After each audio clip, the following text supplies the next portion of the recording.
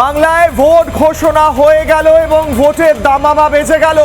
দু দফায় ভোট হচ্ছে বাংলায় এবং 4 মে রেজাল্ট বেরোবে। রেজাল্ট বেরোনোর আগে, ভোট ঘোষণার আগে শেষ মুহূর্ত পর্যন্ত তৃণমূলের চেষ্টা, যদি এবার জিতে বেরিয়ে যাওয়া যায়। মমতা বন্দ্যোপাধ্যায় কখনো ডিএ ঘোষণা করে ফেলছেন একদম ভোট ঘোষণার ঠিক আগে, অথবা কখনো ভাতা ঘোষণা করছেন, কিন্তু বিজেপি বলছে এইবার আর কোনো প্যাচ পয়জার কাজে দেবে না। মানুষ সিদ্ধান্ত নিয়ে ফেলেছেন ভোট কাকে দিতে হবে এবং পরিবর্তন করতেই হবে।